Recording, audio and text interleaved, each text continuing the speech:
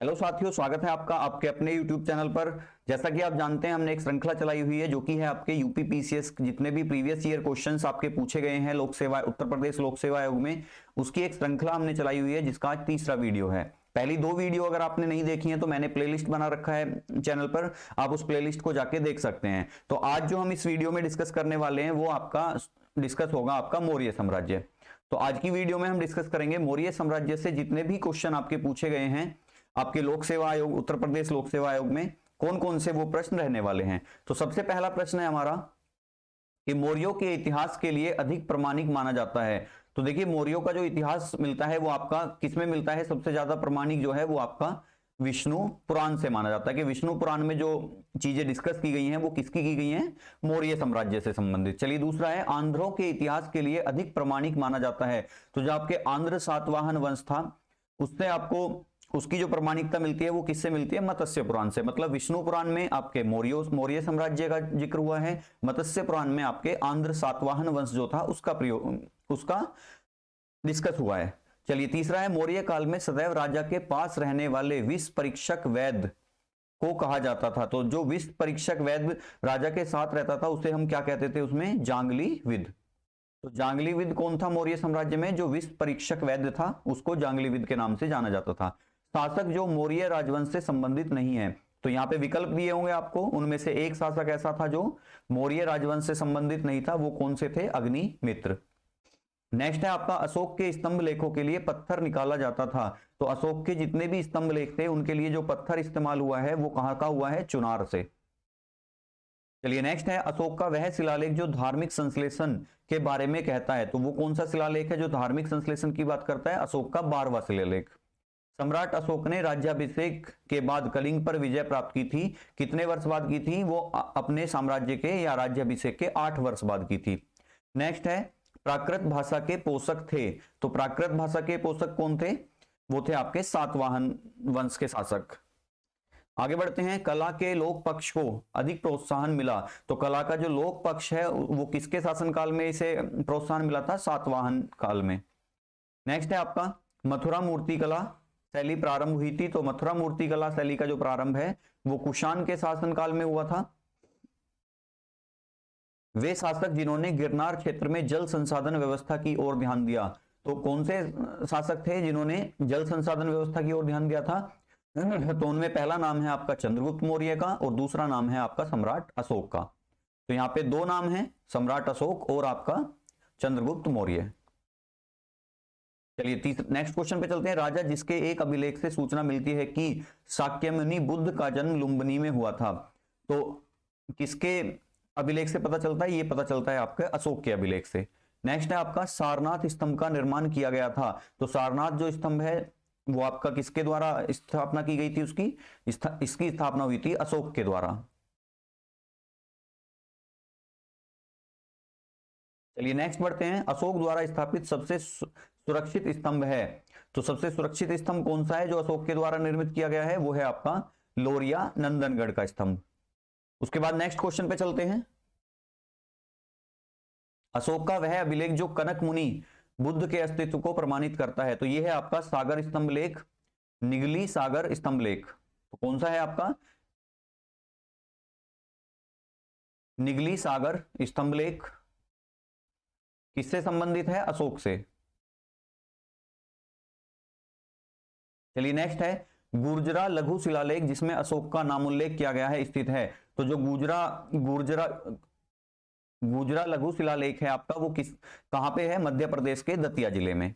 चलिए, next question पे चलते हैं, अशोक के अभिलेखों में से पूर्ण रूपेण धार्मिक सहिष्णुता के प्रति समर्पित अभिलेख है।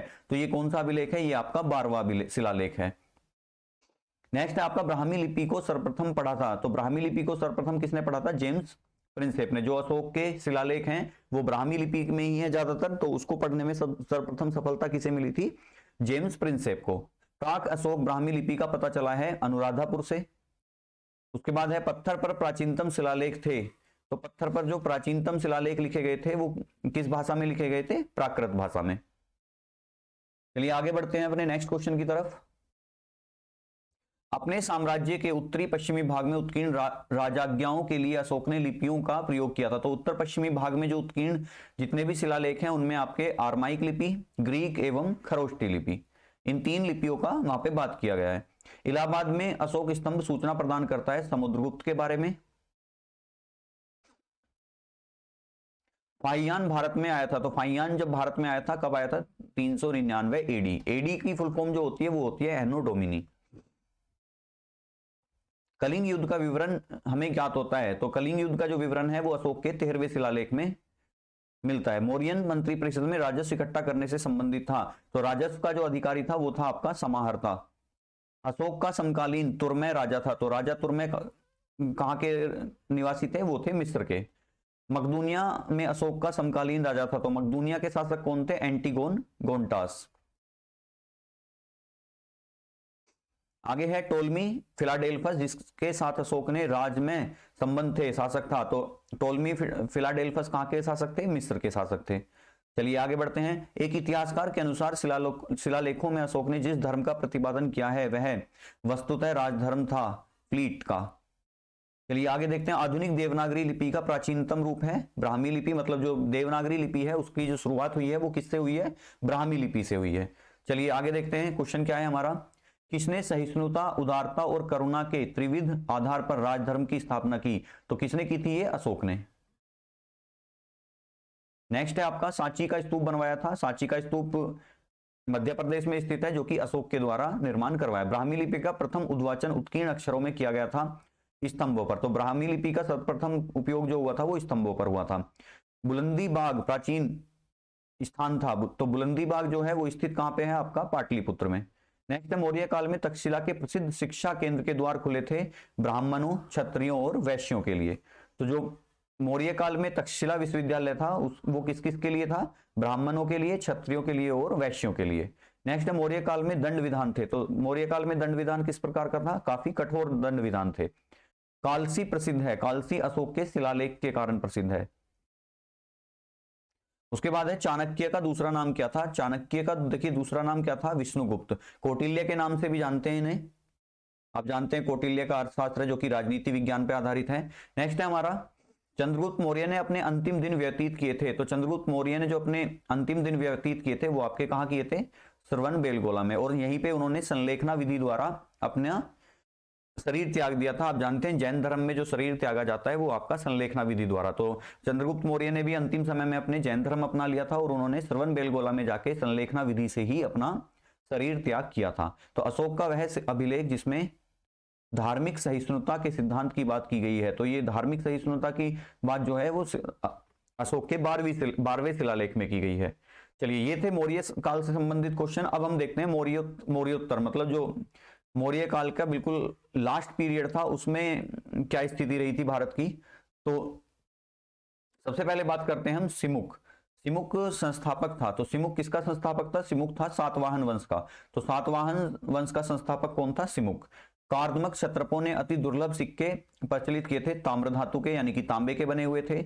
अशोक के द्वितीय शिलालेख में उल्लेख नहीं है सातवाहन वंश का, तो अशोक का जो दूसरा शिलालेख है उसमें किस वंश का उल्लेख नहीं है? सातवाहन वंश का। खारवेल के विषय में जानकारी का स्रोत है, तो कलिंग नरेश जो खारवेल थे उनके बारे में जो जानकारी मिलती है वो हाथी गुम्फा अभिलेख से मिलती है। कई बार क्वेश्चन ये भी पूछ लिया जाता है कि हाथी गुम्फा अभिलेख किस शासक से संबंधित है? ये थे कलिंग नरेश खारवेल से संबंधित। दोनों तरीके से क्वेश्चन आ जाता है कि खारवेल के विषय में जानकारी का स्रोत है हाथी गुम्फा अभिलेख, हाथी गुम्फा अभिलेख किससे संबंधित है? कलिंग नरेश खारवेल से। राजवंशों में सबसे पुराना राजवंश था, तो सबसे पुराना राजवंश कौन सा था? सातवाहन। मौर्यों के बाद दक्षिण भारत में सबसे प्रभावशाली राज्य था, तो मौर्यों के बाद दक्षिण भारत का अगर कोई सबसे प्रभावशाली राज्य था तो वो कौन सा था? सातवाहन वंश। सातवाहनों की राजधानी कौन सी थी? सातवाहनों की राजधानी थी आपकी अमरावती, जो वर्तमान में तेलंगाना नहीं, आंध्र प्रदेश की राजधानी है। कनिष्क के सारनाथ बौद्ध प्रतिमा अभिलेख की तिथि है 81 ईस्वी। तो जो कनिष्क का सारनाथ की बौद्ध प्रतिमा की अभिलेख है वो कब उसने निर्माण किया था? 81 ईस्वी में। उसके बाद है बुद्ध का सिक्कों पर अंकन हुआ है कनिष्क के काल में।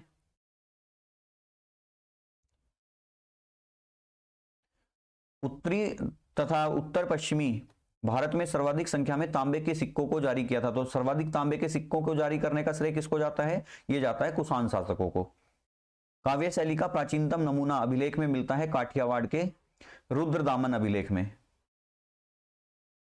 काठियावाड़ का जो रुद्रदामन अभिलेख है उसमें आपके काव्य शैली के प्राचीनतम साक्ष्य का अभिलेख मिलता है। प्राचीन भारत में नियमित रूप से सोने के सिक्के चलाए थे? तो प्राचीन भारत में नियमित रूप से सोने के सिक्के अगर किसी ने चलाए थे तो वो कौन से थे? वो आपके थे कुषाण शासक। नेक्स्ट है आपका बिना बेगार के सुदर्शन झील का जीर्णोद्धार कराया था? तो सुदर्शन झील जो है आपकी, उसका जीर्णोद्धार किसने कराया था? रुद्रदामन प्रथम ने। ये मौर्यों के द्वारा बनवाई गई थी सुदर्शन झील। प्राचीन भारत के साहित्यिक इतिहास में पाणिनि और पतंजलि ख्याति प्राप्त हैं। फले फूले शुंग राजवंश के समय, मतलब जो आपके ये पाणिनि हुए हैं, पाणिनि की आप जानते हैं अष्टाध्यायी थी, और पतंजलि जो योग गुरु थे ये किसके राजवंश में फले फूले थे? ये फूले थे शुंग वंश के में। विक्रम संवत प्रारंभ हुआ था 58 ईसा पूर्व। तो विक्रम संवत की जो प्रारंभ हुआ था वो कब हुआ था? 58 BC में। महाभाष्य के लेखक पतंजलि समसामयिक थे पुष्यमित्र शुंग के। तो जो पतंजलि थे महाभाष्य जिन्होंने लिखा है, विक्रम एवं शक संवतों में अंतर है। तो विक्रम एवं शक संवत में अंतर है 135 वर्षों का। तो देखिए अगर हम बात करें विक्रम संवत और शक संवत की, तो आपको पता है कि भाई विक्रम संवत जो आया था वो आपका आया था 57 BC में। कौन सा? विक्रम संवत। लेकिन अगर हम बात करें शक संवत की, तो शक संवत आया था आपका 78 AD में। ठीक है, अब देखिए यहां पे लिखा हुआ है विक्रम संवत प्रारंभ हुआ था 78 ईसा पूर्व। तो देखिए ये आपको कहीं कहीं 58 मिलेगा या कहीं कहीं आपको 57 मिलेगा। अब देखिए यहाँ पे हो सकता है कि 57 ईसा पूर्व विकल्प में ना रहा हो, तो इसलिए 58 ईसा पूर्व लगाया है। वरना अगर हम देखें विक्रम संवत एवं शक संवतों में जो अंतर आएगा वो कैसे आएगा कि एक 57 BC का है, एक 78 AD का है। तो अगर हम इन दोनों को प्लस कर देंगे तो हमारा यहाँ पे, चलिए हम थोड़ा ऊपर लिख लेते हैं, यहाँ पे मिट जाएगा, यहाँ पे लिख लेते हैं कि 78 और 57। तो यहां से बनेगा 8 7 15 का 5, 7 5 12 और 1 13, तभी तो इनका अंतर 135 आएगा। तो यहाँ पे देखिए 57 BC अगर ऑप्शन में नहीं है तो आप 58 लगा सकते हैं, लेकिन आप इसको क्वेश्चन को अगर कंपेयर करेंगे तो यहाँ पे इन दोनों का अंतर जो आ रहा है वो 135 ही आ रहा है। तो यहाँ पे विक्रम संवत और शक संवत का जो वर्ष है उनमें कितना अंतर, वर्षों का अंतर है 135 वर्ष। आपको ये भी पता होना चाहिए कौन सा कब आया था। तो जो शक संवत आया था वो आपका 78 AD में आया था, और जो विक्रम संवत है वो आपका आया था 57 BC में। चलिए आगे बढ़ते हैं।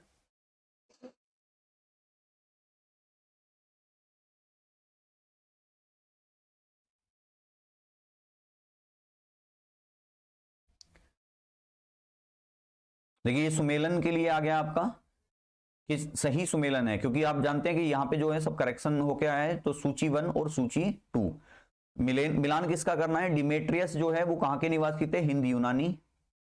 रुद्रदामन जो है वो किस वंश के थे? शक जनजाति के थे। गोंडोफर्नी जो है वो आपके पहलव थे, और आपका जो विम है वो किस वंश से संबंधित था? कुषाण वंश से संबंधित था। अब हम बात करते हैं प्राचीन भारत पर विदेशी आक्रमण। तो प्राचीन भारत पे जो विदेशी आक्रमण हुए हैं अब हम उसके बारे में जानेंगे। सबसे पहले अगर हम बात करें मध्य प्रदेश में विदिशा के पास बेस नगर में गरुड़ ध्वज स्तंभ बनवाया था। तो ये जो गरुड़ ध्वज स्तंभ है ये किसके द्वारा बनवाया गया था? हेलियोडोरस के द्वारा। दूसरा है हमारा, हमारे देश को इंडिया संबोधित करने वाले थे। तो हमारे देश को यानी कि भारत को सर्वप्रथम इंडिया किसने कहा था? यूनानियों ने कहा था। नेक्स्ट है हमारा, हिंद यवन शासक जिसने शीशे के सिक्के जारी किए थे वो कौन थे? स्ट्रेटो द्वितीय। तो स्ट्रेटो द्वितीय ने सर्वप्रथम हिंद शीशे के सिक्के जारी किए थे। शासक जिसको सर्वप्रथम सोने के सिक्के जारी करने का श्रेय दिया जाता है। तो सर्वप्रथम सोने के सिक्के किसने जारी किए थे? विम कडफिस ने। वीर भारतीय राजा का नाम जिसे सिकंदर ने झेलम के तट पर पराजित किया था। तो सिकंदर और पोरस का जो युद्ध था वो झेलम नदी के तट पर हुआ था, जिसे 10 राज्य या 10 राजाओं का युद्ध भी कहा जाता है। तो इसका आंसर क्या बनेगा? पुरु या पोरस। नेक्स्ट है हमारा, युद्ध भूमि में बड़ी संख्या में सैनिकों के मारे जाने अथवा आहत हो जाने के बाद भारतीय गण अथवा राज्य की स्त्रियों ने सिकंदर के विरुद्ध शस्त्र धारण किया था। मशग। तो किस राज्य की स्त्रियों ने शास्त्र धारण किया था? मशग राज्य की। आयुर्वेद के प्रसिद्ध विद्वान चरक किसके दरबार में रहते थे, या चरक दरबार अलंकृत करते थे? तो इसने पूछा है कि आयुर्वेद के जो प्रसिद्ध विद्वान चरक थे वो किसके दरबार में रहते थे? तो चरक जो थे वो कनिष्क के दरबार में थे। चलिए आज की क्लास में हम इतना ही रखते हैं। कल की क्लास में हम शुरू करेंगे संगम युग, चेर, चोल और पांड्य, तीनों को हम डिस्कस करेंगे और इसी तरीके से आगे भी डिस्कस करेंगे। वीडियो कैसा लगता है आप कमेंट करके बताएंगे। अगर वीडियो आपको अच्छा लगता है तो चैनल को सब्सक्राइब करेंगे और बेल आइकन दबा लेंगे ताकि आपको रेगुलर अपडेट मिलता रहे और वीडियो अपलोड होते ही आपको नोटिफिकेशन मिल जाए। Thank you very much. और अगर आपने टेलीग्राम चैनल ज्वाइन नहीं किया है तो टेलीग्राम चैनल ज्वाइन कर लेंगे, उसका लिंक मैं डिस्क्रिप्शन में प्रोवाइड कर दूंगा। अगर आपने पहले 2 वीडियो नहीं देखे हैं तो उसको भी मैं आपको प्लेलिस्ट को डिस्क्रिप्शन में अपलोड कर दूंगा, आप वहां जाके पूरी प्लेलिस्ट देख सकते हैं। Thank you.